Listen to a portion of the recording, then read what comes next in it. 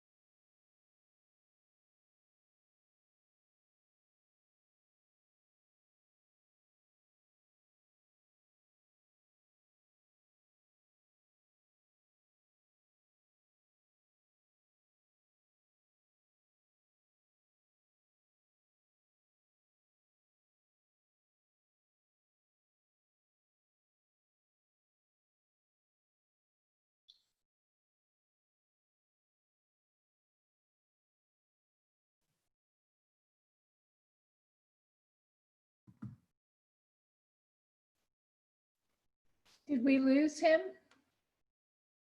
I think we lost him. Yes, I think we did. Yeah, I think it's just us now. Yeah. Uh-oh. I'm guessing he'll jump back in. Yes. Is everybody having a good Friday morning? Not too bad. I As long can't as you complain. stay in. So far, so good. Yeah. Weather's It's not early. bad. The weather's not bad for August, is it? Yeah, not too bad. It's supposed to get real hot later on, I think. The usual. Yes. Oh, Jeff froze up. He had to relaunch.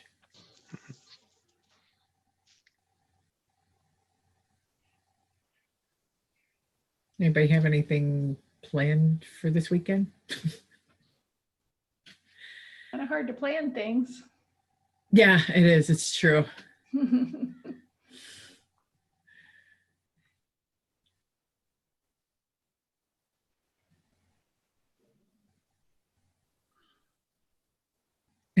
Two walks in. Yeah, you have to get your walks in really early. Yes, I've already been out walking.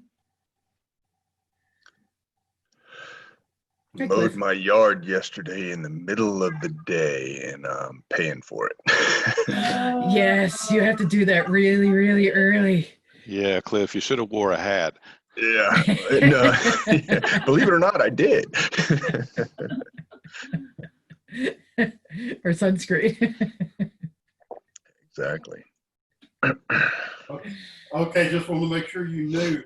Everybody was wondering where you went. Okay, Bobby's talking on the phone with Jeff right now. Hi, Sue Ellen. How are you? I'm fine. Okay, I'm fine. I'll mention that to everybody. Okay, bye. Do your career tip of the week. Yeah, that would be a filler. Definitely, definitely. It's funny you talk about mowing the grass early.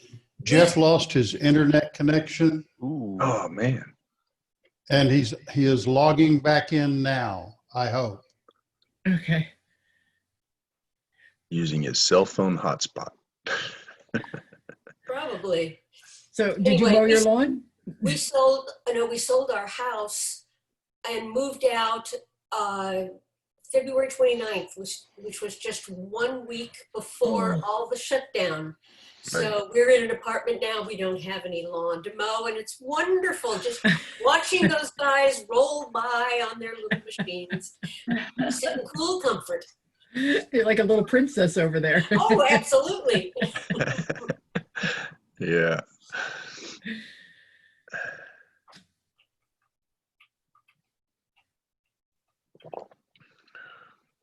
The fringe vodka? benefits of apartment life. Yes, it is. It is. But we went from a 4-bedroom house to a 2-bedroom house, or a 2-bedroom apartment. So we were lucky to get one with the garage. And we can't get our car in, but Nice. we're here. What'd you do with all the rest of the stuff? Oh, gave it away or sold it. Okay. Yeah, we've Down- got a lot of kids and a lot of friends. Donated some Downsizing things is, downsizing is pretty painful. Yes, yeah. Now, Sue Ellen, have you identified your next residence, or are you staying in the apartment now? We're staying in an apartment now. Okay. Very because, flexible. Yes, we're retired. We're closer to our kids now. So this is fine.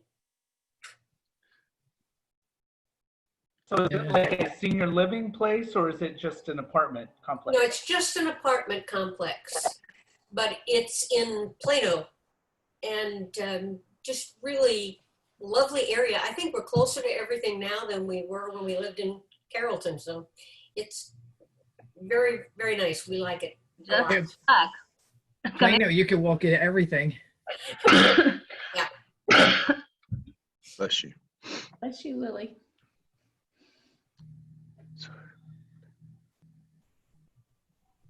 I saw something pop up that Jeff's back being host. Well, why don't I do the tip of the week? Okay, And It's a good idea. we'll fill in the time with that. sure. Today's topic was written by Catherine Vassell of CNN Business. And the title is The Job Market May Be a Mess, but you can still switch careers now. Big life events like, say, a pandemic tend to make people question their life choices, particularly when it comes to their careers. When people go through, oh, there he is. Go ahead, continue on. Okay. When people go through a crisis and uncertainty and all those emotions, one of the first things they think about is the meaning. What can I do to have a meaningful impact on this world? But changing careers is a big undertaking, and doing so in the middle of a pandemic that has left nearly 43 million people filing for unemployment benefits can seem next to impossible. But with patience and a plan, it can be done. The kind of life event that we are currently experiencing can be a huge motivator to try something new, but it's going to take some time, and you need to remember that. A career transition is not a rash move. Sometimes they can take 3 to 5 years. The first step is making sure you are not making the switch out of boredom or frustration. We all have challenging days or weeks at work, but that doesn't always mean you need a new career. You want to be moving toward a general goal or calling and not just try to escape something. But sometimes we don't really have much of a choice, especially if we just got laid off or work in a shrinking industry with bleak hiring prospects. Most people probably aren't going to make a jump straight away. Career transitions require laying the groundwork, but there's no time like the present to get started. So here are some questions to ask when considering a career change. First, what are my transferable skills? It might not seem obvious at first, but a lot of your work experience and skills will likely transfer to a new profession. You just have to take the time to quantify them.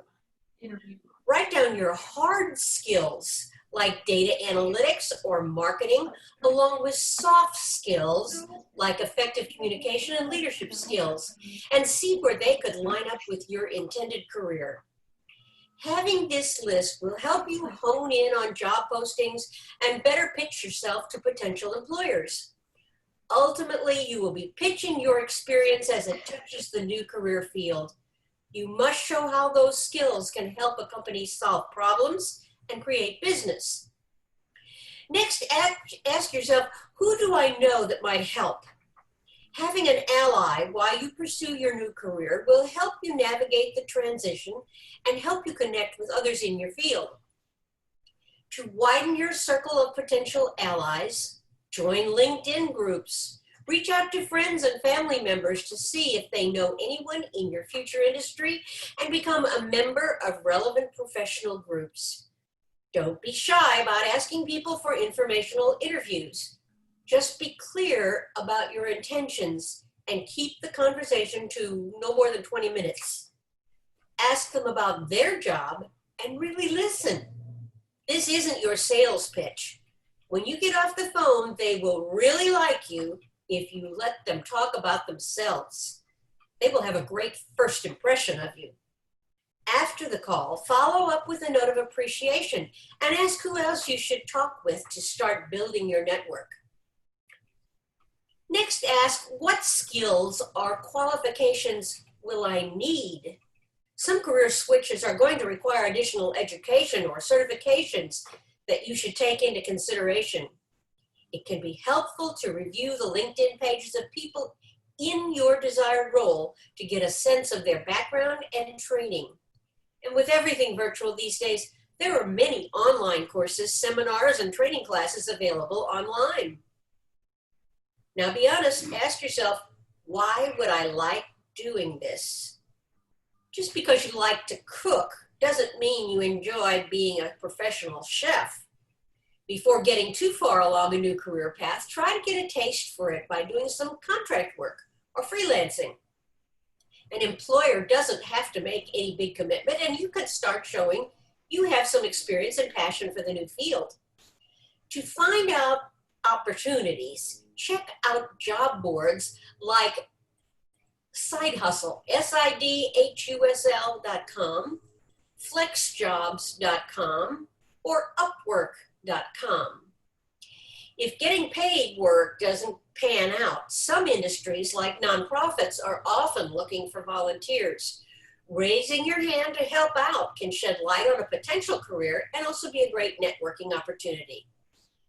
Finally, ask, am I financially prepared for the shift? A career change often means a reduction in income, at least to start. Do a budget, get lean and mean. You are probably going to earn a little less money when you make the shift, at least initially. Not always, but you need to be prepared for that. Now is the time to pay down as much debt as you can and look for ways to reduce your spending. Debt can be the biggest killer of making a career transition. But you're all capable of making that change, I know. So good luck in this new adventure. Sue Ellen, thank you very, very much. Sorry about losing contact with everybody, but my internet totally went out. So it just took about 5 minutes for it to reboot and everything. All right, so let's see here. No, come on here. All right, hold on, let me back my slides up here. There you go. All right, well, I know we have a couple people who have landed and we got some good news we want to make sure we share with everybody. So Ingrid, would you like to go first? Okay, can you hear me? Yes, we can. Great. Okay, so I'm starting on Monday with Blue Cross Blue Shield. This is an information security, cybersecurity role, which has to do with security awareness. And this is an area of my expertise, and I have 12 years running security awareness programs in healthcare, so it's right up my alley. And I've been actually wanting to work with Blue Cross Blue Shield for a few years now. So this role opened up, and it, as Jeff put in my my success story, my name was written all over it. So it was a great opportunity, and I just want to, I guess, a big thank you to God for first of all for opening up that door of that opportunity for me, and a big thank you to Jeff and the team, the Dallas Fort Worth, the Career DFW team here, and all the speakers, Walt, Carol, Mark, and those in the pit crew who really helped me prepare for that panel interview. So this program for me has been priceless, and in preparing me for that. So very happy. Great. Finally. So question, how did you find out about the job? It was in one of the emails that I would get from the job listings, and it was very interesting because although I would check Blue Cross Blue Shield's website, this one just happened to show up one day, and I never saw it again after I had applied. So I guess it was meant for me to get this one. Okay. And how long was the interview process? What was the interview process during COVID? So I had an interview with the hiring manager first, and then after that, I had a panel interview a week later. And I was given an offer a day afterwards. Okay, so pretty quick once it got started, it happened pretty quickly. Yes. Okay. Well, congratulations. Thanks very much. And Ingrid's going to be our speaker today. She's going to be presenting how to stay safe during our job search. So we'll hear back from her in just a little bit. So congratulations and thank you very much. Is there anybody else online who has landed? Yeah, Jeff, this is Cliff Maynor. Yes. Hey, thank you. I have signed a acceptance of an offer for a business development manager with a company called HRS Group. They're a German company. Actually, they're German based, but they're a completely international company. They're everywhere. But it is an industry shift while it's still sales, moving into helping corporations save money and simplify process associated with their hospitality industry spend. I know a funny thing to be getting into here in the middle of COVID with travel restrictions, but I'm viewing it as an opportunity. They're just starting out in the US. They have some pretty amazing technology, and I'm looking at an opportunity to get in while the travel is slow, learn the business, and come out strong on the other end. All right. Well, good. Congratulations. So how did you hear about the job? I was very fortunate to reintroduce myself with a recruiter here in Dallas at Tony Bashara at Babbage. Like Ingrid, I think hers is a God thing. I think this was a God thing because the position had just opened up a couple of days before I walked into his office to have the conversation. And it was one where he had placed a person already. That person couldn't deal with that position under COVID and had to go find something else to do. And when Tony and I spoke, he's like, I know the exact person you need to talk to. And the new hiring manager and I have hit it off like nobody's business. And so it's a really good match. Well, congratulations. Thank you very much for the information. Thanks for sharing. Thank you. Anybody? Oh, and I would, Jeff, if I could just say, everybody that hasn't done Walt Glass's interviewing practice session, please exercise that. He's great. And I would just like hats off to everyone here that volunteers their time. And to you, Jeff, the things that make your scenario here on Fridays so special. One is your video clips. They're hilarious. Love them. And two is your speakers. I'm telling you, I've gotten so much out of the people that you've brought on here to speak. And I'm really looking forward to hearing Ingrid today. So thank you, Jeff. Great. Well, thank you. Well, Cliff, I hope you're not going to be disappointed. I went looking yesterday for a video clip of the week, and I couldn't really find anything that grabbed me. So I'm actually not going to have a video clip of the week unless we go back and pull an old one. So I just need to, sorry, Cliff, I hate to disappoint you on your last Friday with us. I'm out of here. Anybody else? Any other landings? Yes, Jeff, I have one. Yeah. Mark here. And then I'm going to go because there's no video clip.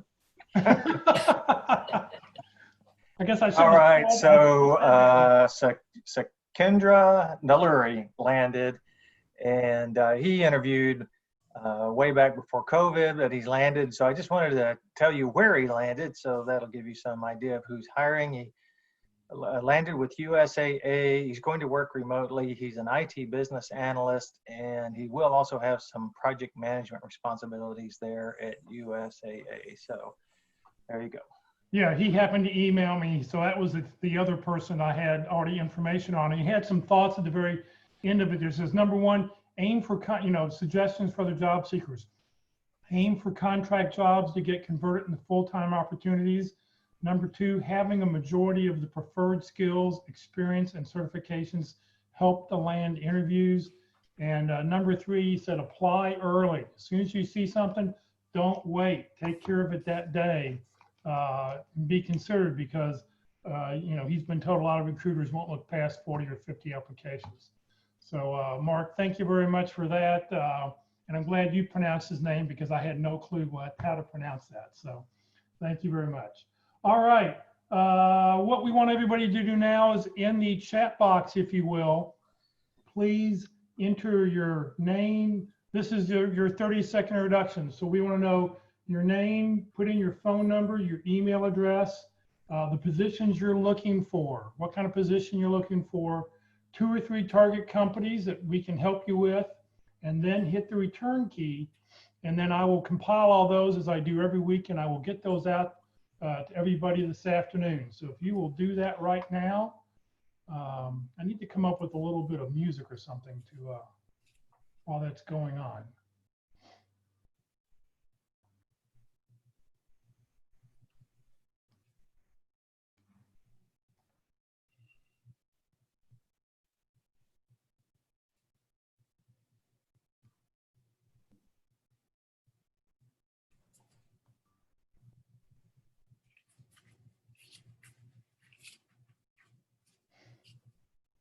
So name, phone number, email address. For those people who have to be watching us on Facebook, you're welcome to email me that information, or if you want to enter it in the chat box, you're welcome to enter it there.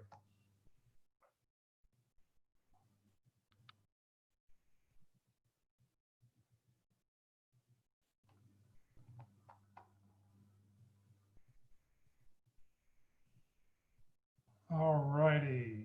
We will move along. Bob, Cliff, Esther, Todd, Chick, Diane, James, Roxanne, thank you. Roxanne, you get the first question today when we hit open forum, by the way. Okay, let me move on here. Job fairs, career training workshops. Eldon, you're up. Thank you, Jeff. Good morning, everybody. Happy Friday. The information I'm about to present to you comes from the calendar tab, and there it is from career.dfw.org website. There are a lot of things on the calendar tab. In terms of categories, I focus on career and job fairs and special workshops or events. Since I go through these very quickly, if you hear something that catches your eye, I urge you to go to the calendar, click on the box, and there's usually a link on there that will give you more information and or allow you to register. So this week's career and job fairs, there were 2 of those yesterday. So I guess the Technology, Engineering, and Security Clearance Fair by DICE was canceled because I don't see that on there. So There's a virtual Dallas Career Fair and Job Fair by Diversity Career Group. It'll be held Thursday, August 13th from 11:30 a.m. to 1:30 p.m. There is a link for more information on that one on the calendar. This week's special workshops or events. Online only at this time, the Who You Know workshop. It'll be held Monday, August 10th from 1 to 3 p.m. This is hosted by Foster Williams, and if you don't know Foster, I would urge you to get to know Foster. There's a link on the calendar for that one. Online LinkedIn Tuesdays at 1 p.m. This is a rotating meeting between Locke Alderson, Terry Sullivan, and Ruth Lipsky. There's a Zoom link for that. Tuesday, August 11th from 1 p.m. to 2:30 p.m. There'll be an employability with a background workshop at Opening Doors for Women in Need. It's at 3600 Horn Street in Fort Worth, Tuesday, August 11th from 4 to 6. There'll be a LinkedIn workshop at Jewish Family Services at 5402 Arapahoe Road in Dallas on Tuesday, August 11th from 5:30 p.m. to 7:30 p.m. Jewish Family Services is a small venue, so for planning purposes or more information, please contact Mitch Jacobs with your intention to attend, so he'll make sure you have a seat when you get there. And JFS is not open, so I'm sorry, I took that off the calendar this morning, so not gonna happen. Sorry about that. That's all right, as long as you're on top, but I do this the night before just to make sure I'm ready for the morning. Online interviewing Wednesdays at 1 p.m. with Mark McDonald and Walt Glass. There's a Zoom link for that. That's Wednesday, August 12th from 1 p.m. to 2:30 p.m. Online for Resumes Thursdays, that's a effective resume session with Carol Brickell, a certified professional career coach. Thursday, August 13th from 1 p.m. to 2 p.m. There is a Zoom link for that. And finally, online, we're lost, but making good time. There'll be a workshop where the speaker is David Rawls. This is hosted by St. Andrew's Career Care on Thursday, August 13th from 2 p.m. to 4 p.m. And that's it for this week. Great, thank you very much. All right, and Eldon, I think we need to get a picture from the 2000s here, okay? I think you need to update your LinkedIn profile. Oh, come on, Jeff, have I changed that much? Just a little bit. I'll see what I can do. Okay, thank you. Yeah, it's amazing. As I go look at people's pictures on LinkedIn, how what they used to look like is what's on there, not what they look like currently. I like to remember me the way I used to be, you know? Right, okay, when I first met you. All right, just as a reminder for everybody that if you're looking for other webinars and teleseminars and other meetings that are happening, you can click right on the, if you go to careerdfw.org, click on where the blue arrow is, up will come a calendar like this, and it'll show you all the things that are happening online, things that you can do that's updated every, I'm updating it all the time. I was updating it this morning, in fact. So, just you'll find the most current thing there, and all the Zoom links are there, and whatever you need to do to try to register or to get on with somebody, just check out that calendar. If you know somebody who just lost their job, I know another 1.1 million people lost their jobs in the last week. Please let them know that I've got a resource on CareerFW and CareerUSA.org. I just got laid off. What I do, if you click right there, you'll come up with a nice little checklist of all sorts of just some basic tools to get you started in your job search. Mark. All right, there we go. Got myself unmuted. Good morning, everybody. Mark McDonald with the Pit Crew, and I encourage you to link in with me by sending me an invitation to Mark, initial A, McDonald on LinkedIn. So put my initial in there, and it'll be easy to find. So the Pit Crew's had a slow week, the transition week between July and August, but things have really picked up, and we're going to have 4 practice interviews. This week we have one this afternoon. I've got a couple scheduled for next week already. So I tell you that because I think there's a lot of interviewing activity still going on despite, the resurgence of COVID. And companies have certainly without any doubt now, have figured out how to hire, how to interview, how to onboard, and how to put people to work from home. And, they're doing it pretty aggressively, I'd say, compared to what it was back in March and April. So the Pit Crew is all about giving you an opportunity to practice your interview skills. We plan to build your confidence that you can tell your story well in any interview situation. We do that by giving you a chance to convince 3 hiring managers in a panel interview that you're the right person for the job, and that job is based on a job description that you provide. So you send in your resume and a job description, and the volunteers go to work, they analyze that, they use their experience as hiring managers, and sometimes they have a very similar background to the candidates, and we'll give you a chance to convince them that you're the right person for the job. And the best part is when it's all over, you get some feedback, and get feedback on things that you did that were effective and things that could be done differently to be more effective. So we're all about effectivity and confidence.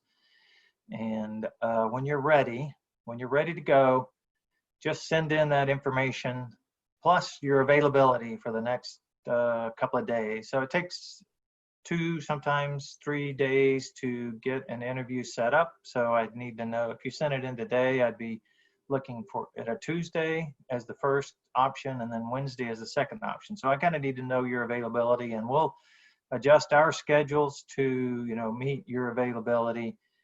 And so please provide those 3 pieces of information, and you don't have to wait until it's a urgent thing, till you've got an interview next week and you need to get into practice. Just find a job description that looks really good to you, your dream job, so to speak, or at least something that you want to practice against, and send that in, and we'll give you a chance to convince us that you're the right person for that job, and you'll get some feedback on how well you did, and there you go. You'll be better off for it. I often tell people now, and my buddy Walt Glass invented this, just think about how many hours you spent working on your resume and how many hours you've spent practicing, and there's like a 10-to-1 ratio. Usually, every 10 hours on the resume, maybe 1 hour practicing, but that's a risky way to approach things. So get some more practice. Thanks. Oh yeah. So when we used to meet face-to-face at the end of the meeting, 15, 20 minutes or so, we'd have an education session, an opportunity to talk about, what's effective in interviewing and what's not so effective. And now that's been converted into a 13 session, what would you call it? Course. Yeah, course on interviewing.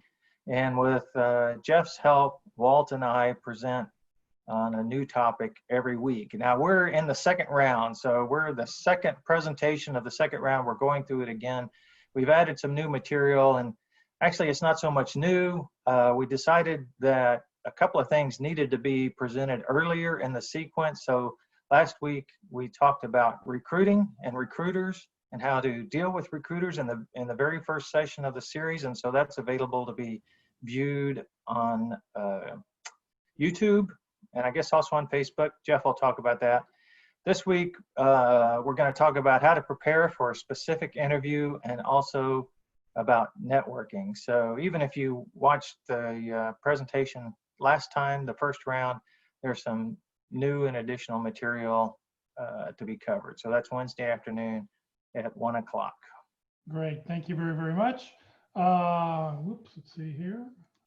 Clicking, there we go. So this is Walt's new business card he just sent me. Walt is not with us today. Cliff, you want to talk about, you sang the praises of what Walt does. Do you want to tell people a little bit about it?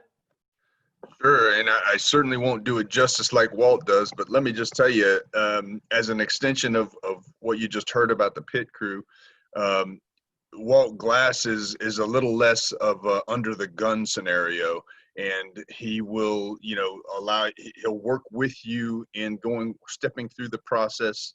Tony Bienisek and I did it together. I think Tony's done it a few times. But he videos you interviewing with other candidates. He's got prepared questions. You'll function both as the interviewer and the interviewee, and he really steps through every aspect of the interview from the moment the camera's turned on and you say hello to the moment that the interview is concluded, and he gives you considerable in-depth commentary. No holds barred. It's really good commentary. but also an incredible amount of tips and resources to go along with it, and a video of what you how you interviewed it, so that you can refer back to it as you listen to his feedback. So I highly recommend Walt Glass's deal to sharpen your interview skills and get you on point, so that when you step into Mark McDonald's pit crew, you ace that sucker and you're ready to go. Thanks. Very good, Cliff. Thank you very much. So all you need to do is send Walt an email at walt_glass@yahoo.com. You can find out more information if you just look up on LinkedIn, looked at Walt's LinkedIn profile, and if you read his about section, it'll give you all the details about the session. He is doing things online now, so you can check with him there. All right, well, we have no poetry this week, so we'll skip that. We've done the career tip of the week, so let me get through those slides. So coming up here in just a couple minutes, we're going to hear from Ingrid talking about staying safe during your job search, and then we'll spend the rest of the time on open forum. Ingrid offered to do this presentation about a month and a half ago, and thank goodness we got her just before she started to go to work. So this is going to work out very well. So she'll be talking to us in just a couple minutes. Coming up next Friday, we're going to be doing Kingdomality. Now, we've never done Kingdomality online. Every year when we've done it, we've always done it in person. So this is going to be sort of an experiment, but we need you to go take the test. And that's at the very bottom of kingdomality.com. Okay, so in the next 7 days before next Friday, you need to go take this test, because what's going to happen is when you take the test, kingdomality.com, you're either going to be a bishop, a discoverer, a prime minister, a black knight, a merchant, an engineering builder, a scientist, a doctor, a shepherd, a white knight, a dreamer minstrel, or a benevolent ruler. Okay, so we need you to go see what you are, and when you take the test, write down the answer, okay? Because if you don't print anything out, at least remember what it is, put a little sticky note by your computer so that next Friday you'll know what you are when we talk about these things. So please, I'll make sure I put this information out on email a couple times during the week to do that. In 2 weeks, we're going to talk about your headshot, how to get a good looking headshot for LinkedIn, and just all the little nuances you need for that. And then on the last Friday of the month, the job search scorecard. How do you sort of decide, am I spending enough time on work? Am I spending too much time? Dr. Glenn Earl, who used to live here in Dallas, he now lives in the Seattle area, is going to be presenting, and he came up with this when he was doing his job search and how he assigned points to different tasks. And we'll share all that information and pass the details out to everybody, so maybe you can apply it if you're trying to decide, am I doing too much? Am I not doing enough in my job search? Just a reminder, Career DFW and the North Dallas Plano Focus Group are two different organizations. The common thread is that I happen to lead both. If your internet works better than my internet and you want to take over here at the North Dallas Group, you're welcome to do that. But Career DFW, you're not going to get out of my hands anytime soon. Okay, so it's time for the main event. Ingrid, I'll let you, if you'd like to share your screen, share your presentation, and we look forward to hearing what you have to say. Okay.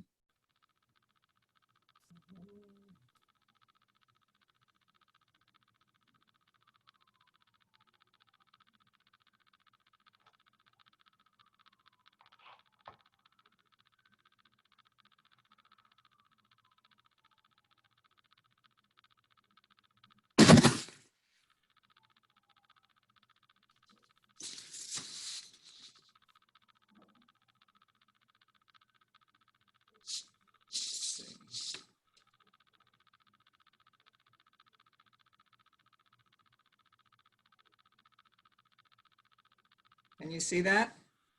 Yes, you're good to go.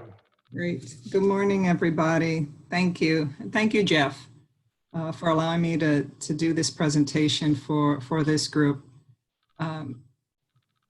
as Jeff mentioned before, my name is Ingrid Nunes, and I'm what is known as an information and cybersecurity awareness professional.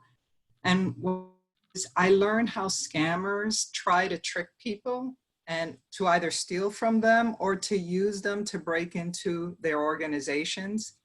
And what I do or how I protect people is by educating them on the tactics that scammers use, which is what I wanted to do here with you today. I had been experiencing some questionable things as I was going through my own job search. And since I'm trained to spot suspicious activity, I'm very careful.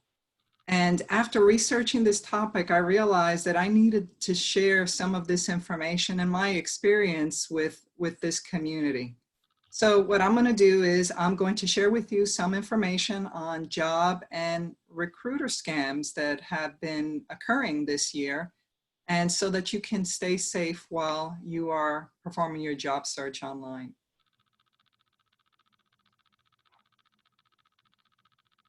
So here are some rather eye-opening metrics.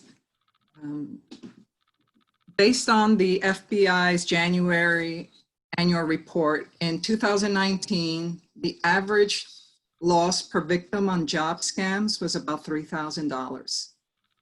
And since March of this year, there have been 8,000 job listing scams. And that's an actual increase of 8% since last year, as reported by the Better Business Bureau.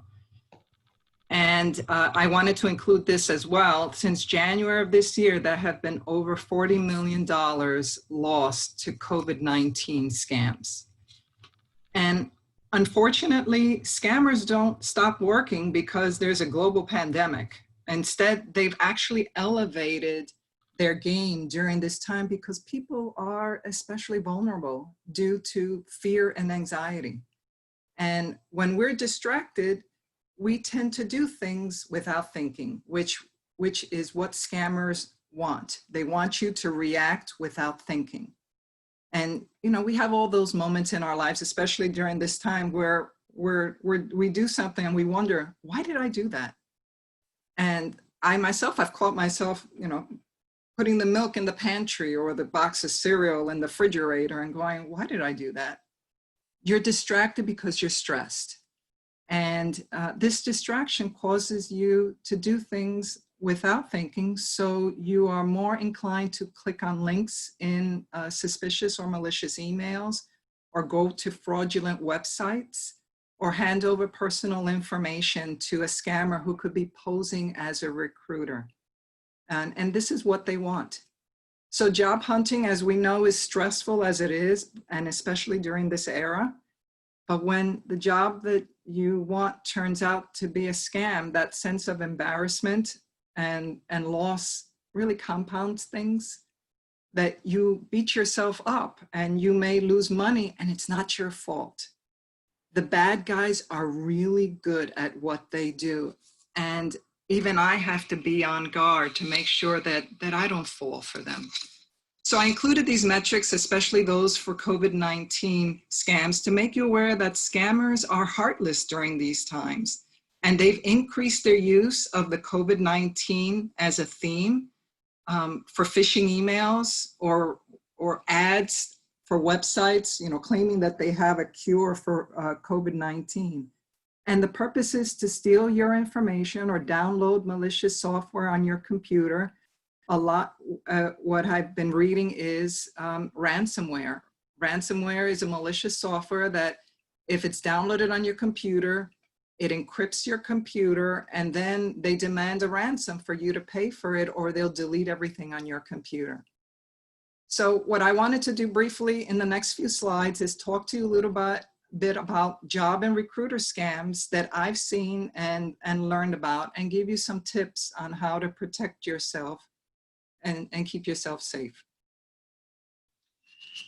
So here are some ways to spot a job scam. Scammers will promise you that they will get you a job and even ask you to pay money before they help you. They'll promise you a government job or that you'll be making money working from home.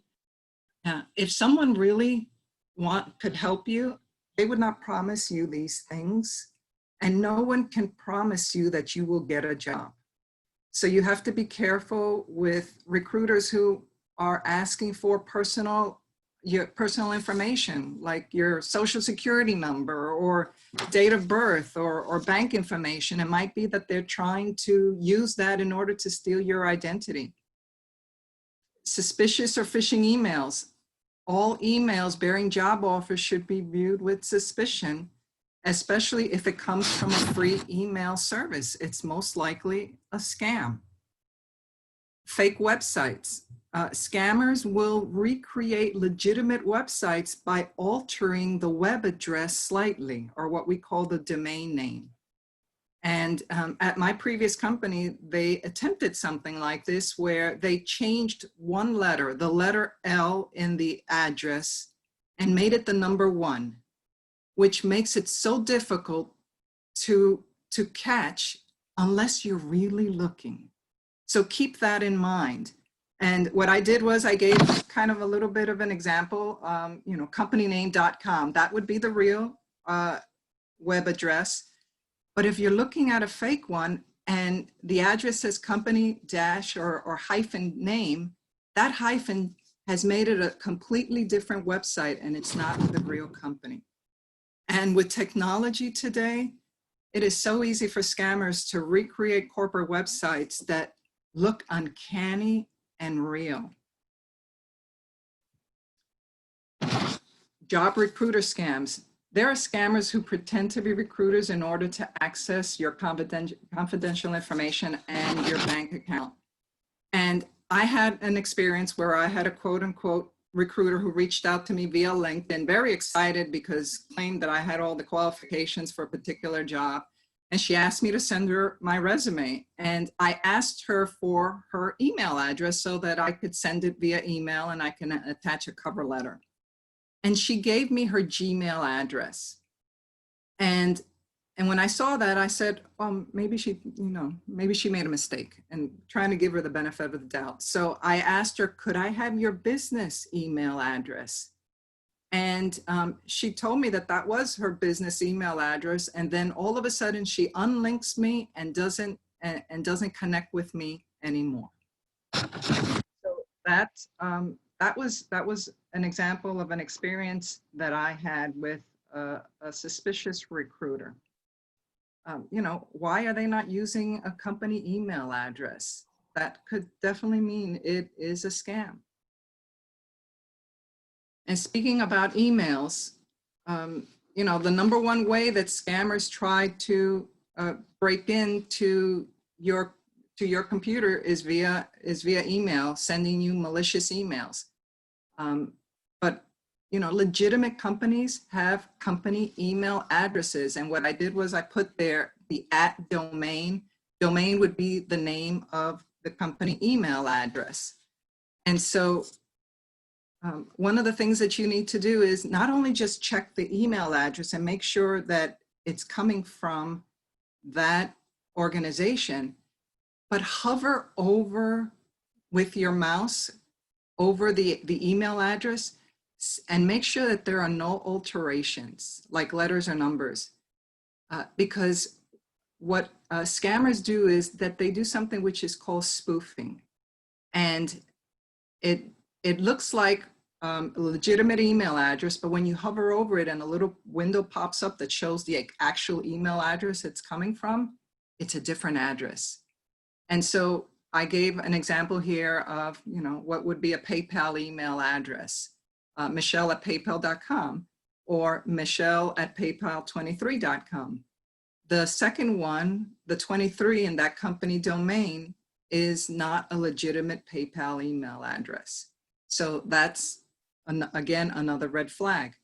Also, legitimate companies will never request sensitive information from you via email.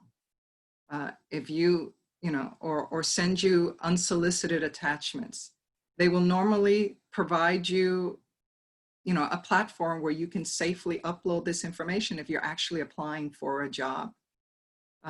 Also, don't open unsolicited attachments. This is a way that hackers use in order to download malicious software onto your computer to steal financial or personal information. Also, if you open attachments, make sure that you keep them as what is known as protected mode. You'll see at the top of the screen of whether it be Word or Excel especially, it says, enable editing or enable macros. Scammers attach malicious code into those attachments via macros. And so when you enable them, you're allowing that malicious code to download onto your computer. So here are some job search tips that I wanted to share with you to help you in your, as you're doing your job search. Search through reputable job websites. Look at jobs listings at legitimate websites, but also go to the company website as well to make sure that, maybe there's a job posted there that is not necessarily posted on a job site. And also verify job listings that they are genuine. There are reputable websites that have job scams. And as I mentioned at the beginning of this presentation, there was 8,000 this year scam job sites or job listings. So what I do is I go directly to the company's website and see if the job was posted there as well. And what I do is I research all recruiter solicitations. I see what their LinkedIn profile says about them.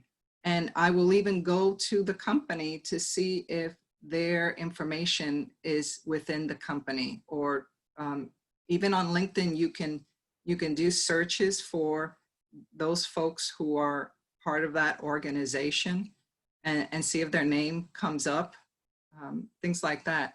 And also you can ask the Better Business Bureau. It only takes a few minutes to check a company's record on the Better Business Bureau. They even have a scam tracker. So they will tell you if that company has been flagged as performing scams. So this was, a little bit about what it is that you folks can do in order to be aware of the potential of job and recruiter scams, and also some tips on how you can protect yourself against some of these. And what I also did was, at the end of the presentation deck, I have listed some resources so that you folks can go deeper into reading about this and pick up some more tips. And I also added some videos that you can use and educate yourself so that you are protected. And Ingrid sent me the presentation, so I will send that out this afternoon along with the roster and all the contact information this afternoon. So I will get that to you. So anybody have any questions for Ingrid? I do. Good morning, Ingrid. This is Kelly McLean. Thank you so much for your presentation. I'd like to ask you a question and then also perhaps open it up to the broader group since we have such a brain trust here. I'm new to the job search and new to working with recruiters. And twice I have received, and I do on my LinkedIn profile have the option turned on for open to work, open to being contacted by recruiters. But I'm kind of risk averse as a person anyways, and this is new territory for me. And twice I've been contacted by recruiters directly through LinkedIn. I don't know them, but the message I'm receiving is, we have a job opening, your qualifications look good, send me a resume right away, and it's always this right away, type of thing.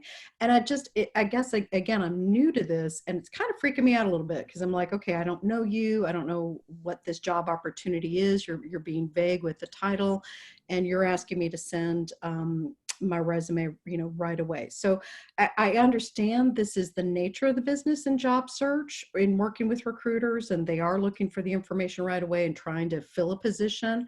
But I'm wondering what advice might you give to try to still sort the difference between who you're dealing with, as a recruiter that's authentic versus a potential scam. You did cover some of that in in the presentation as far as information to look for and check them out. But do you have any other advice, or anyone else? Because this is just kind of new to me, and I find it a little bit unsettling. It's not something I'm comfortable with yet. Thank you. Okay. What I mentioned that I've done before is that I will ask them for their email address so that I can send that resume via email. And that was something that I learned from one of the presentations in this group as well, because I had one instance where somebody had reached out to me and I sent him my resume via LinkedIn, and then I never heard from him again. And so this way I have, and even though I kept, I did it a couple of times. Hey, I want to know if there was anything in my resume that you wanted to talk about, and never got any response back. So my experience since then is that I will ask them for the email address and their contact information so that I can contact them via email. Thank you. Anybody else have any other comments about that before we move on to another topic? Well, it's like Ingrid said, yeah, just do your research. And I do the same thing as Ingrid does. I mean, when I'm contacted by a recruiter, I go on LinkedIn and see if I have any connections with either them or with the company they represent. So that, that sort of adds to, for me, that sort of adds to their credibility. At least to make sure, and also check their company's feed to see, are they legit? Do they look like they're actually legitimately posting stuff online? Is it a company that I've heard of? Great, thank you. I have a security related question that's related to LinkedIn that I thought I'd go ahead and ask Ingrid, since you're the expert. So I just noticed that LinkedIn has this feature where you can record with your voice how to pronounce your name, and maybe another little statement about, what you, like something off your 30-second promotion, like what you offer companies. I saw Trevor Hauer promoting it on the Who You Know show. However, the same week, I had a situation with Fidelity where someone tried to get into my account, and they were blocked. They tried 3 times with using different passwords and couldn't get in.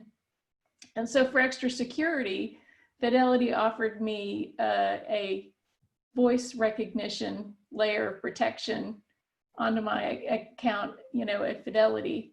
So I was just thinking, if I do this voice recording, that voice recording then is sort of out there and available.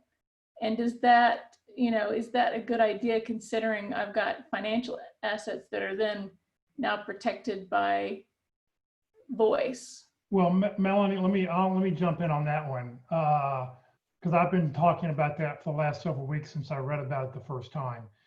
In your case, you don't need to do that because anybody can look at your name and knows how to pronounce your name. The reason they came up with this 10-second audio clip on LinkedIn, and it's currently only available on your phone, is the only way you can access it on a mobile device. You cannot do it from a PC or Mac. It's for those people who have a hard to pronounce first or last name, and you want the recruiter, or you want somebody who's doing to be able to say, oh, Melanie pronounced her name as Melanie Thorpe, it's not Thorpe, or it's for that. So for anybody, Joe Smith, you don't need to do it. Carlos may want to do his last name, because I'm sure I would slaughter Carlos's last name if I tried to pronounce it. Sue Ellen, that one I can figure out. So it's primarily for those people who have a tough, hard to pronounce name that commonly would get butchered. That's what it's for. So, Yeah, so I this is do. the first, Go ahead, Ingrid. so this is the first time that I've heard of this, and you know, wearing my security hat.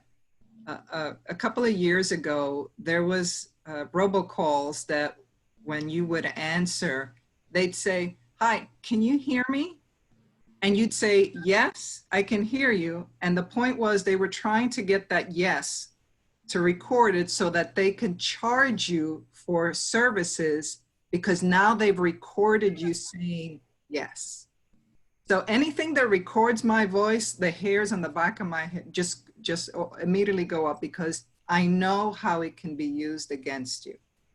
And so, very surprising, but I can understand, you know, the fact that some people have difficult names to pronounce. I would never do it.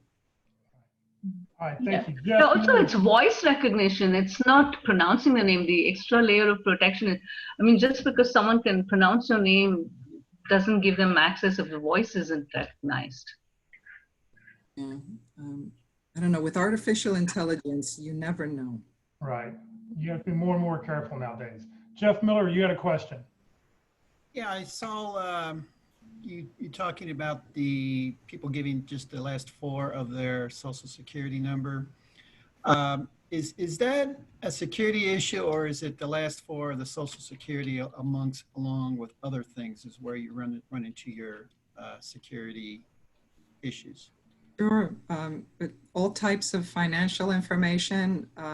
You know, a lot of times when you're calling banks or any of these financial institutions, they're asking you for the last four of your social.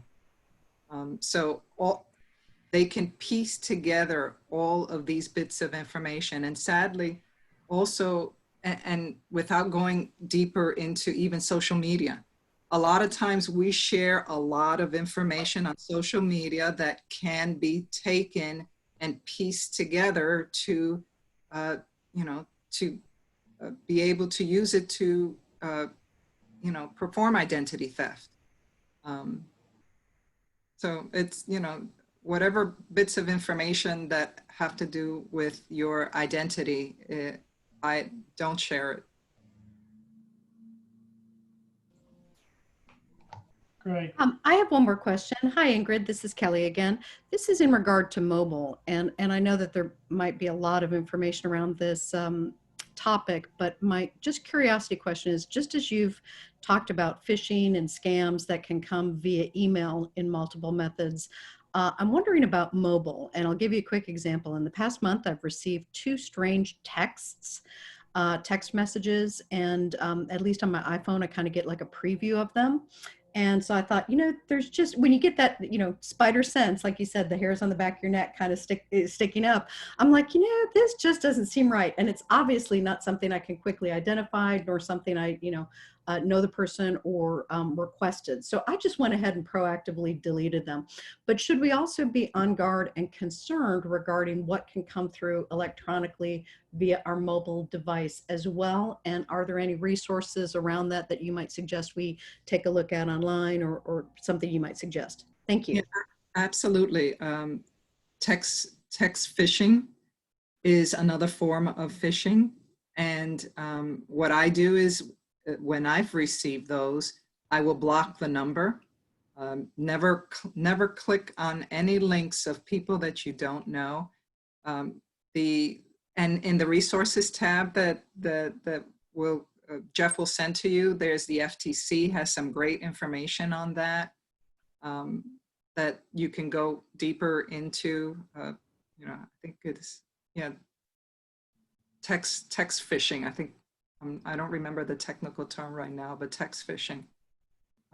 Yeah, when you have that weird sense that this is weird, that's telling you that, yeah, this is something that you should not touch.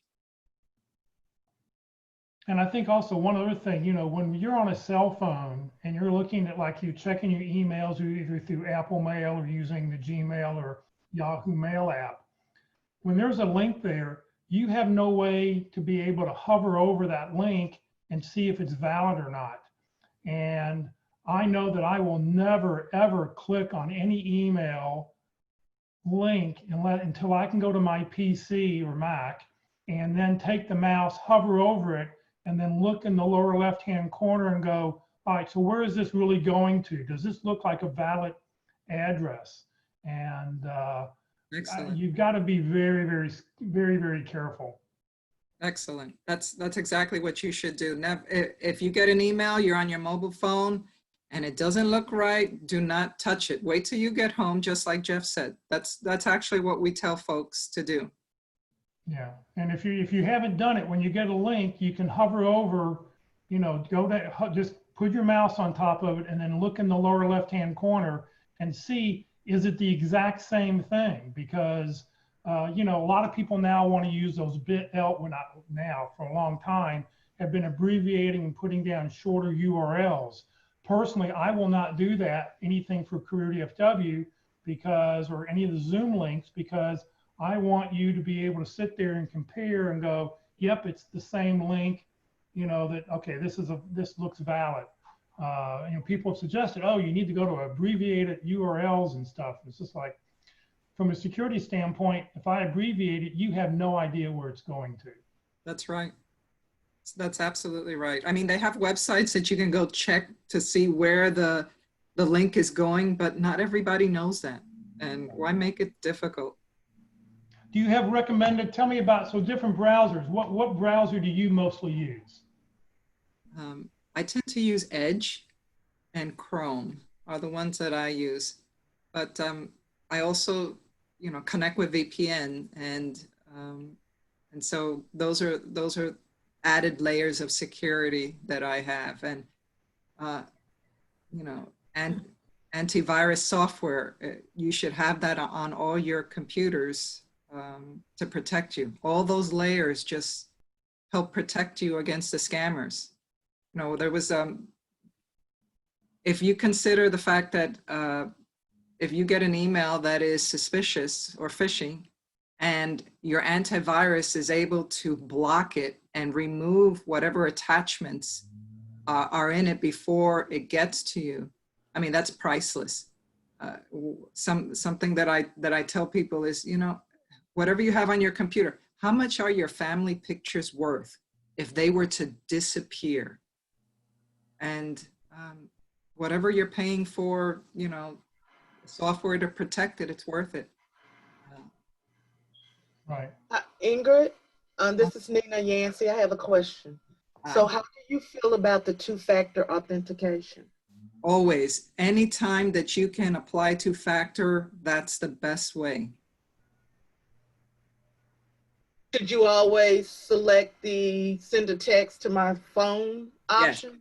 Yes. All the time? Yes. Yes. Thank you. Any other security questions for Ingrid? I want to say something. Yeah. Can you hear me, to piggyback on what y'all have said? I've heard, and maybe you guys have more information on this, but I've heard scammers have even been, with the contact tracing going on with COVID, that scammers have been sending texts to individuals saying, hey, I want to let you know you've been in contact with somebody who has been, who has coronavirus, and we need to contact you or something. So they'll send a link, or they'll start the conversation in that way to kind of lure you in, because you kind of panic and you think, oh no, I may have coronavirus. And so maybe you guys have more to add, but I've just heard that that's one way that scammers have also been a method they've been utilizing to get to people. I'm not surprised. I'm not surprised. I haven't heard that as of yet, but I am not surprised.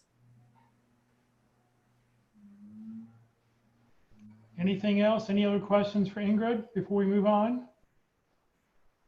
So I have a suggestion. Oh, oops. Go ahead, Ted. This is a lot more in depth than we need, but in prior jobs, I had to hire vendor recruiters all over the country.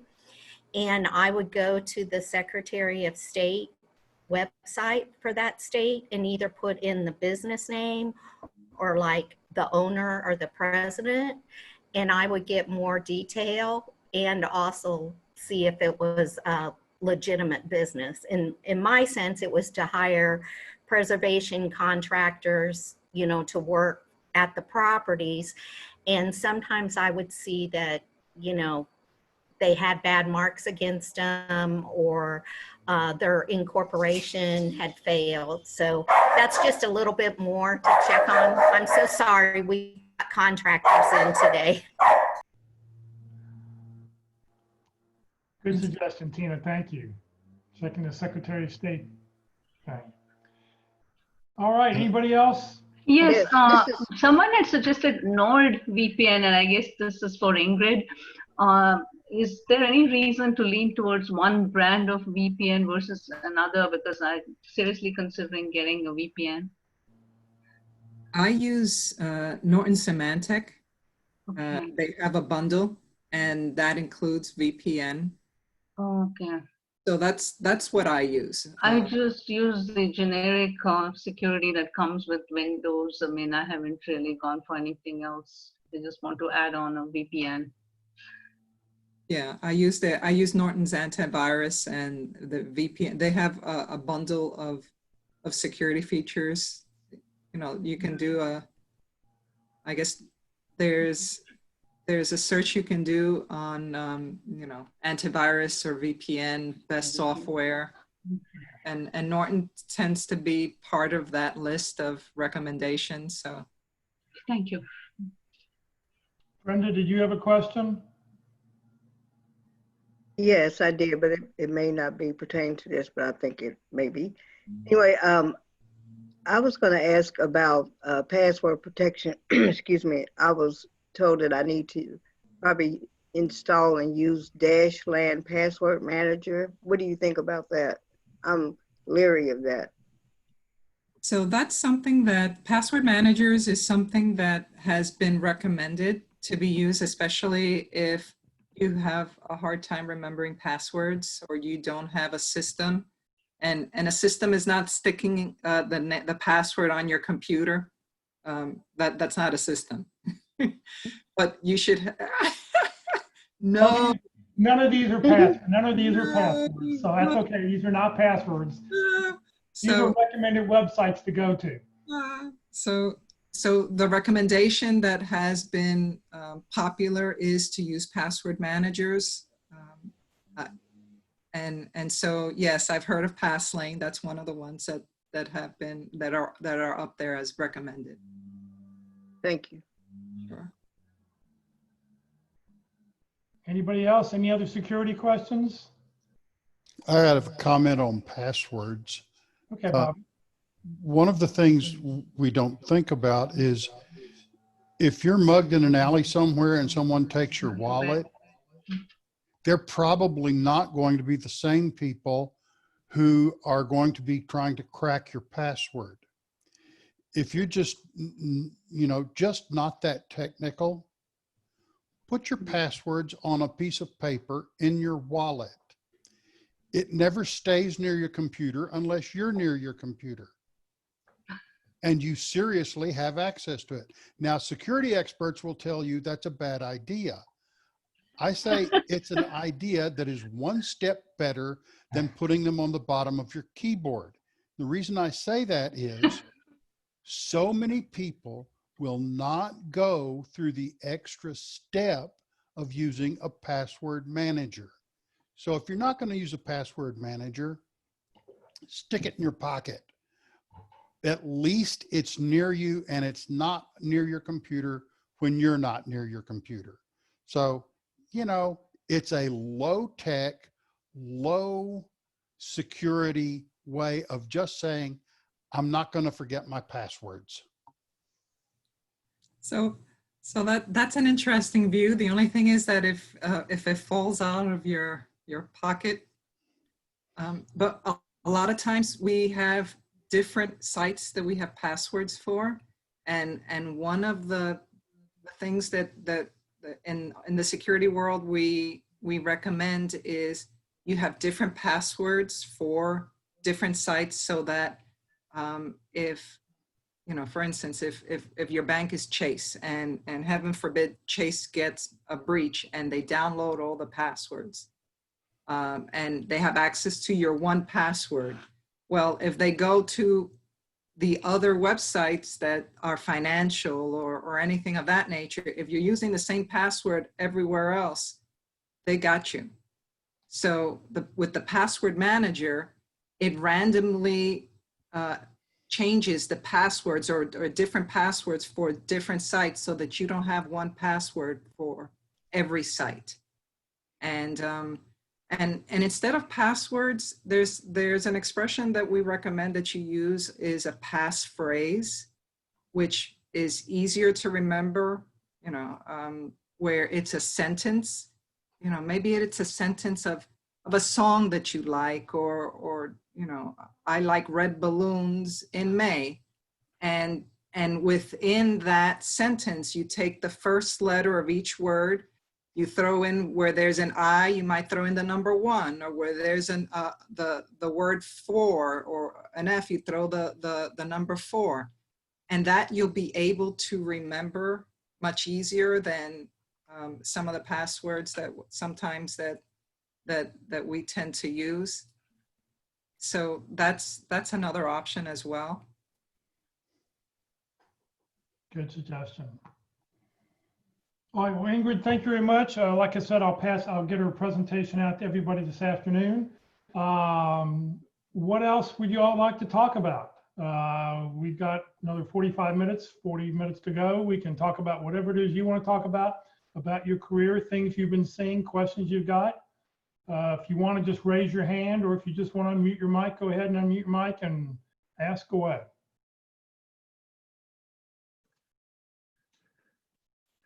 Thanks, Ingrid. You made up for Jeff not having a video on my last day here.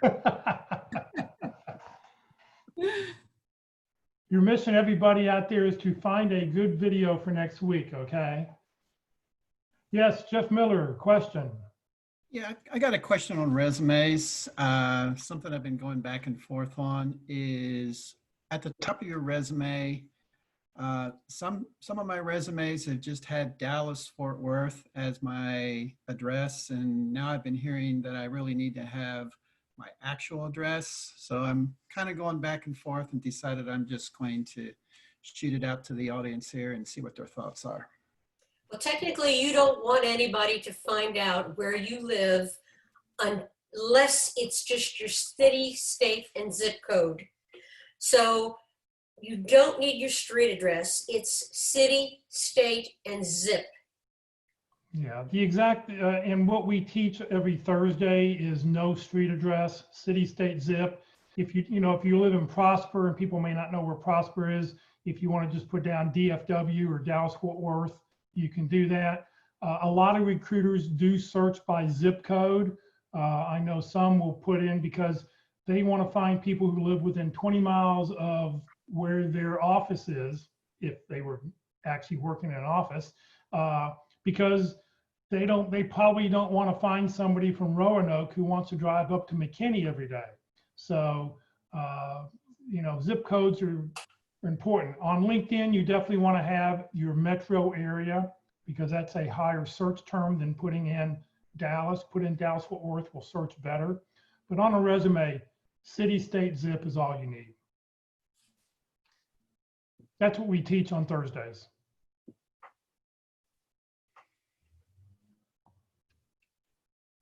Another question, somebody else? I noticed that as everyone wants to with this networking thing, but I notice I get a lot of weird networking requests from strangers. And then when you're looking at their profiles, they're real limited and trying to figure out, I usually ignore them, but it's kind of strange, these people that come out of the network. And I'm sure Ingrid probably would have something to say about that because it just seems weird to me. Where do these people come from? So you're trying to network and you want to build your network, but I don't know where these people have like, they're very limited. Some of them are recruiters, and then some of them are, they come out of left field. So are they? I noticed, Roxanne, the same thing, and I'll say that the legitimate ones seem to come from the LinkedIn groups that I'm associated with. Mm-hmm. The illegitimate ones seem to have really ramped up, excuse me, once I put that little green open to new opportunities thing on my picture, which is coming off today, by the way. Congratulations. I think folks are keying on those like piranhas at a Mm-hmm. at a food source. So Yeah, it's like you have blood in the water or something. you got it. Yeah. I mean, I've made it a rule that I will not connect with anybody unless they send me a personal note. Yes. That, Jeff. Now, I did get a request today, and I happened to look at her profile, and I went and saw, oh, she's a volunteer at the South Lake Focus Group. Yes, I'll go ahead and connect with her. But I mean, my rule of thumb for everybody is you never send a connection request without sending a personal note. Why do you want to connect with somebody?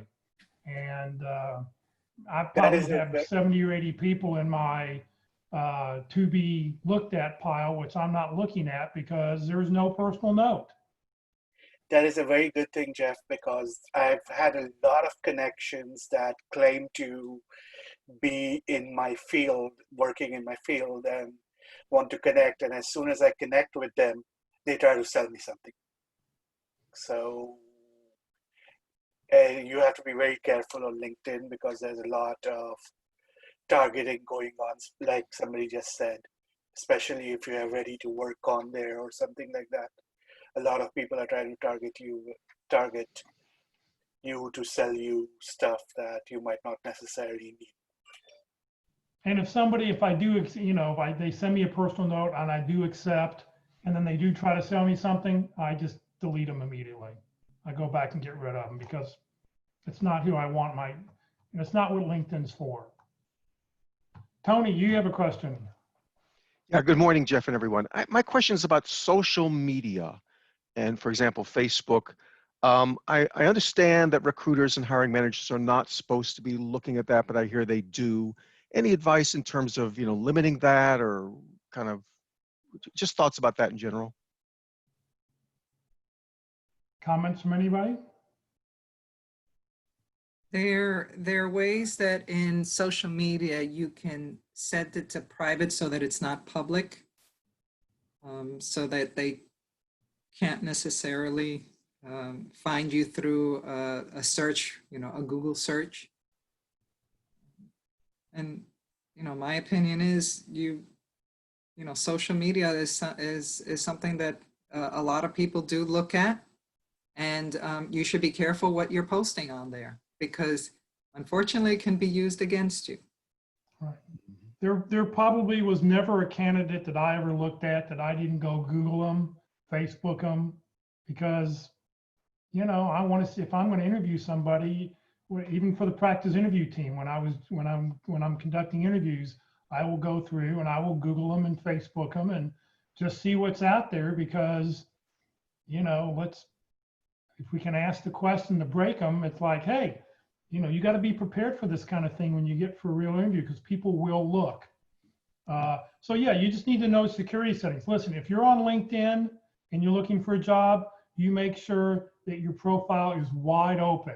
Make sure people can see, your public profile is wide open so they can see all the details, because why are you on LinkedIn if you don't want to be found? So make it easy for people.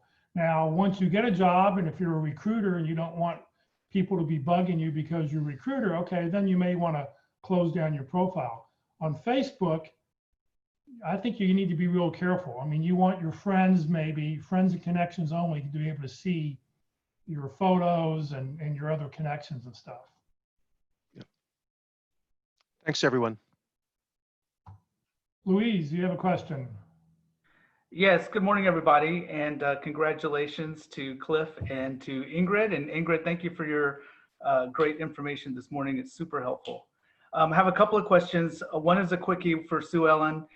In your tip of the week, loved it. Thank you very much for that. You mentioned looking at like side hustle, and you mentioned a couple of other sites that you could look at for those that want to start looking into maybe getting into a different industry or something like that.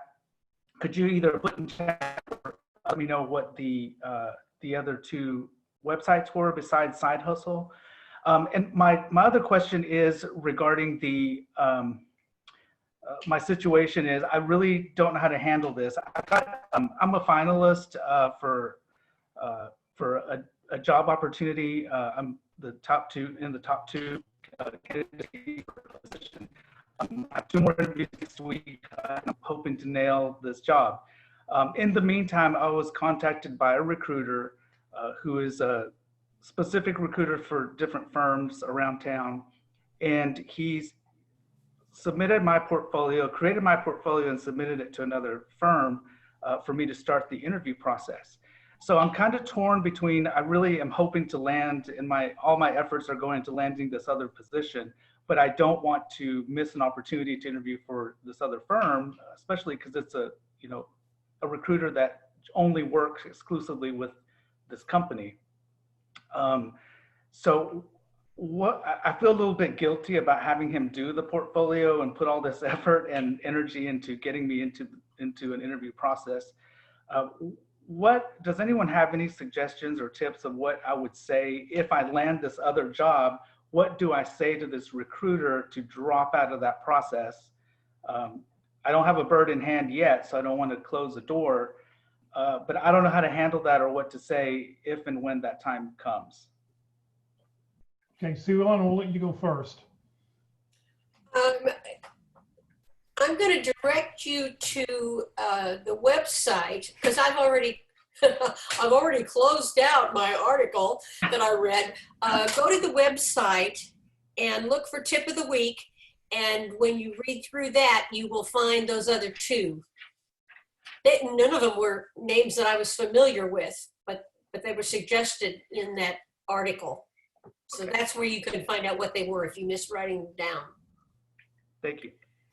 Okay. And as far as telling a recruiter, if you're not saying that the recruiter gave you the lead on a site, on a job, and then you were approached directly by the company, are you? No. No, okay. You really are under no obligation to the recruiter. You can always give them a call and say, I appreciate all you've done for me, but I have accepted a position with, or you don't have to tell them really, but I've accepted a position, so I won't be needing you to do any more research for me. So just take the obligation out of it. You know, you don't have that obligation. They're working for you. Okay. Okay. All right. Luis, I wrote down Side Hustle, Flex Jobs, and Upwork. Thank you. Mm-hmm. Any other suggestions about how to deal with the recruiter from anybody? So Mark here, Luis, the future is unknown, so don't worry about the future. And when the time comes up, you know, it may take them a month, it may take them a week to give you an offer. So when the offer arrives, your situation has changed. So you can just tell the other recruiters that are in your life that your situation has changed. That's it. You know, and you might tell them. Now, this recruiter sounds like somebody who's invested in you, and I was going to comment on recruiters because we've had a couple of questions, but there are basically 2 kinds of recruiters. It's not exactly this simple, but you've got the ones who go for volume and the ones who go for quality. Okay, so let's take a contract job, for instance. You probably all have gotten calls from a recruiter who, you know, 2 or 3 sentences in wants to know what your salary requirements are. Well, he or she's likely filling a contract job, and the first acceptable candidate is going to be hired for this contract job. So he is in a big hurry to find somebody. And so that's an example of quantity. But the best recruiters, most, unless you're looking for contract work, are the ones who will invest some time into you. So if he's one of those, then you want to cultivate that relationship because you might need him or want him in the future. So, you should, I think, try to explain the situation and how the timing played out. And was not something you anticipated. You anticipated that when you engaged with him, you'd have time to go through a full cycle before you had to consider the offer from the other company, but it didn't work out that way. So. Okay. Thank you. Anybody else? Question? New question? Old question? Thumbs up from Carlos. Come on, Roxanne, you're letting us down now. Come on, you're always full of questions here. I've got a question for y'all. Okay.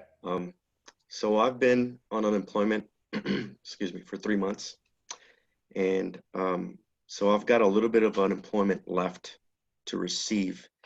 I am job hunting, have not found anything yet, of course, I'm here. And I have a friend who's offering me a part-time position, a 6-week position. And so I'd like to hear y'all's feedback on how I would manage a situation like that, because I've heard that if you're on unemployment and you state, when you request a payment, if you state that you've worked, that they may, even if it's a small amount of money, they may cut that off.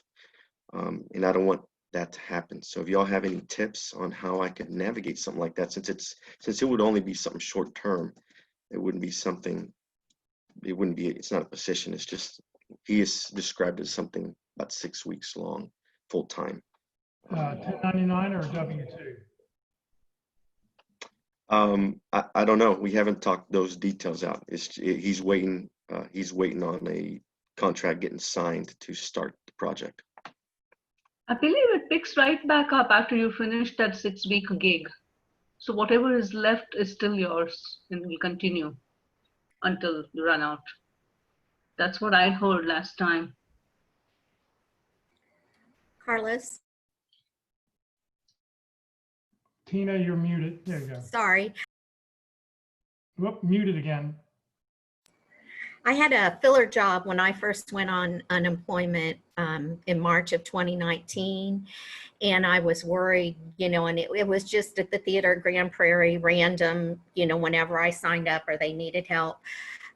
So I was afraid it would affect my unemployment, and mine was the maximum, like $1,000 every 2 weeks. So I called him, and he gave me all this complicated, monies and percents and everything. And finally I said, just give me a dollar amount. And he said, well, you can't make over $125 a week. And I said, oh, I barely make that a month. So someplace within the unemployment website, there's calculations for a second job and how much percentage you can go up to, so it's something like 25%, but like I said, I got the maximum unemployment, and then I was worried I'd have to give up the part-time job, and he calculated it for me, and I said, well, I barely make $125 a month on that. So there is a formula within the site to figure it out. So I'll add to that I would be making what I used to make before. So it would exceed the amount. Yes. Then I think it's like Jeff said, I know if it's a regular payroll, like when I would get my statements from unemployment, it would show how much I made at the part-time job.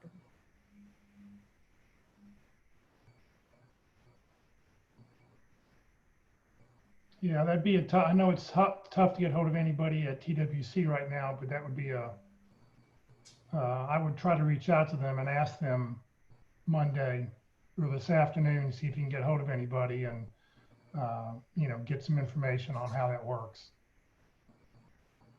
But they Also- do ask that question on there is, were you offered work that you said no to? So you got to be careful too, Carlos, because they might say, oh, well, you were offered a job. So then they'll be like, so you got to be careful with that.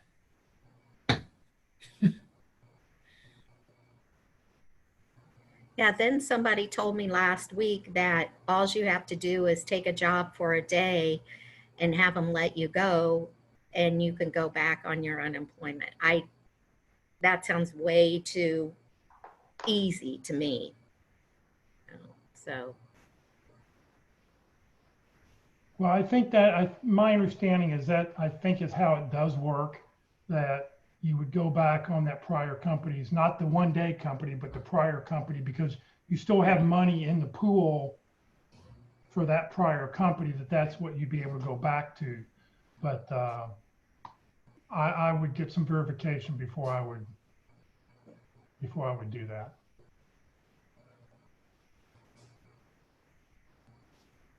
We're not legal experts here. Yeah, you'll be on the phone a while though. But the refuse the job offer, I think, is for full-time permanent. I don't think they can hold it against you for refusing a 6-week gig. Mm-hmm. I think they would do. They might refuse. Now, I thought it's refused anyway. But anyway, Mm-hmm. I think they, like you said, I think it was Jeff that said, somebody said that you've got that pool of money that at the beginning it said that you have. So until you use all that up, it just kind of temporarily puts your unemployment monies on hold, and then you restart it back up, afterwards, or reapply and hold it there. So now you're getting this other money instead of using that up over a couple of months. So. Yeah, and this is Tony, I'll jump in as well. We read in the book, it just shows that. So if you're getting the same pay as what you were getting, I think there'll be no negative ramifications there. Just take it for the 6 weeks, then jump back off. It shouldn't hurt you. So you're saying, Tony, to not submit a payment request? Is that what you're saying? Just not submit a payment request? Right. Do not double dip. That would be a big no-no. But yeah, I think your point was, if I go on, take this job, I stop my unemployment and get back on again, that's not a problem at all. Well, if I could add, I did this in the past, and you do want to submit a request. You want to submit the request while you're working, but then just let them know that you worked X hours and made Y dollars, and it'll keep your claim open. Okay, so it'll keep it 25%. So that first 25% of whatever your benefit is won't be. You can make up to that. Okay, so what you're saying, you'll have a dollar for dollar reduction for every dollar you make after that. Now, if they reinstitute a COVID amount like the 600 they used to have, I don't know how that would be affected. So you could go. I mean, I would work some weeks and not some weeks. Right, I was doing a 1099 consulting kind of job, so it'd be 24 hours one week, 0 the next, 40 the next, But they always ask you that question: how many hours and how many dollars, and then they factor it into that week. But you don't want to close your claim, because once you close your claim, I don't know if you can reopen it within 12 months. So. That's the best I know. Okay, so I guess. Filing. Okay, that's so I would keep filing, but if I exceed it, they just wouldn't give me anything, but my claim remains open, is what y'all are saying. Correct. Okay, I had not even considered that situation at all. Okay, I had only thought about just not submitting payment requests, but I heard somewhere that if you stop doing it, they close your claim, is what I had heard. Right. Okay. Yeah, keep Thank you. filing, but you do need to calculate, even if you only get paid once every other week, you still have to figure out, well, what would I make this week if I got paid this for the 40 hours I'm reporting to TWC this week? I need to know what my pay would be for that 40 hours, because they want that dollar amount. And then the next week, if you don't work, that would just be the claim the following week. But yeah, you've got to figure that up every week.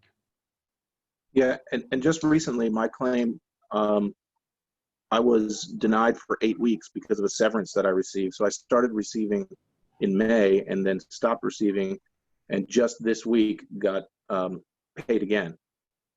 So during that time period, I kept claiming and claiming. Now I also have an appeal in against it because I believe that severance was not a payment, but it was a payment for me to waive my rights to sue the company. So I mean, you want to keep putting that request in every 2 weeks. If you have an appeal, if you have work, you know, if you unemployment's a strange thing to navigate, but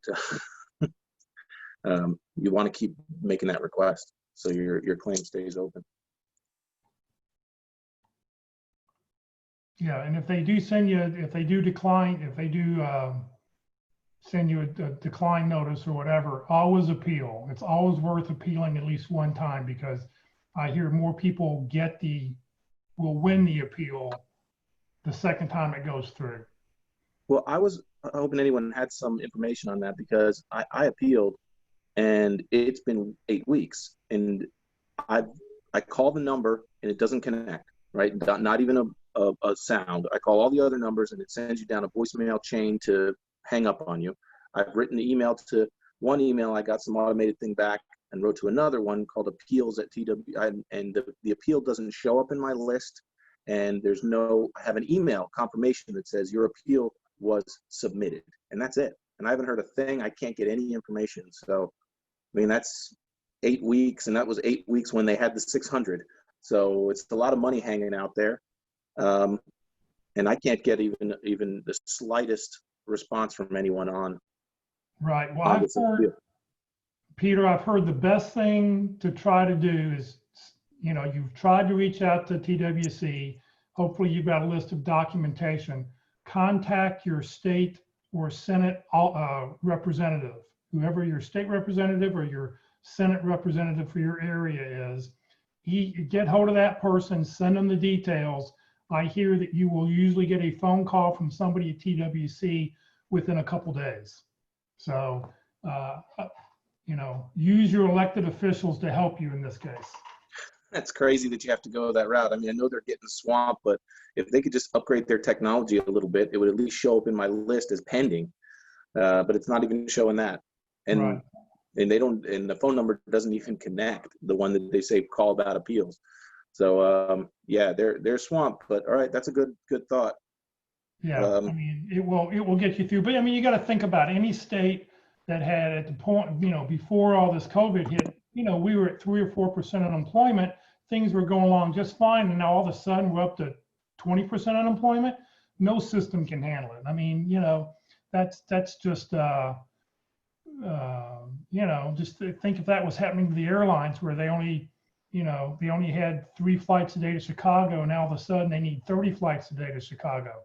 That's just, you know, that would blow away any big company, let alone a government.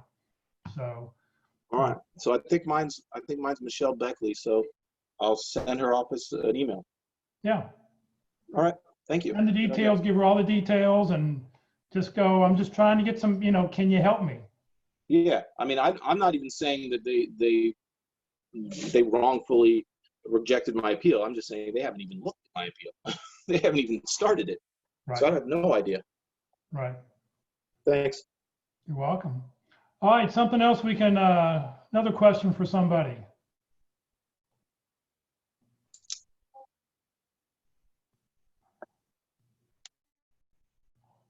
Are we done? Everybody wants to everybody wants to go home now? Oh, no, you're already home. Everybody want to sign off now? Is that what we're doing?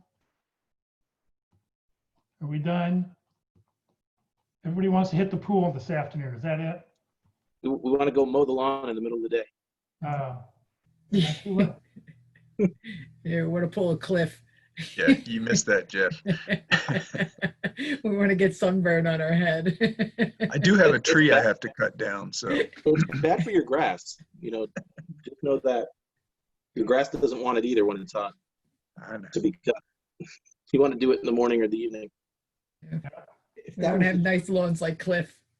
If that was the trick to getting the job offer, I think we'll all go do it. Oh yeah, we all want to go mow our lawn. I'll have to go back and watch the video and see what Cliff's story is. Okay, I'll go back and watch the first few minutes. Yeah. You guys have a great week. Yes. All right. So are we done? If we're done, all right, let me call up my last few slides here and we will end this thing here. So just as a reminder, please next week take the Kingdomality test so that we'll be able to do that. And once again, hear all the different things you can be. I had fun building that slide, by the way.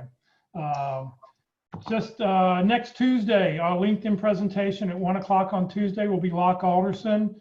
Next Wednesday, as Mark talked about earlier, session 2 of 13. It'll be preparing for a specific interview and how networking works. And then next Thursday, once again, we'll have our Effective Resume Thursday class. Everything is on Zoom and Facebook, and you can check the Career FW calendar for more information. These sessions have been recorded, will be recorded, will be on the Career FW Facebook page, on the Career USA YouTube channel. Hopefully you'll subscribe and follow to both. Hopefully everybody has entered in their personal information. So we've got your name, phone number, email address, position you're looking for, 2 or 3 target companies, and then hit the return key. That way we can, I'll make sure I get that out to everybody this afternoon, along with Ingrid's presentation and the roster for today. And if you go to YouTube and you click on playlist, you'll happen to see the different playlists that I've put together at the bottom. Look for North Dallas Plano Career Focus Group speakers. And where that red arrow is, you can click full playlist and you'll see all the different things that are on there. So for everybody, thank you very much for joining us today. Have a great weekend. It's going to be a hot one. So I guess cut the grass at 8 o'clock in the morning. Starting at 11, 12 o'clock, it's pools all afternoon. And stay inside and have a great, well, thank goodness now we have lots of ice hockey, basketball, golf, everything to watch now. So at least staying inside now, you have something to watch on TV. So have a great weekend, everybody. Thank you. Well, they're kneeling. Bye, guys. Thanks, everybody. Bye. Thank you.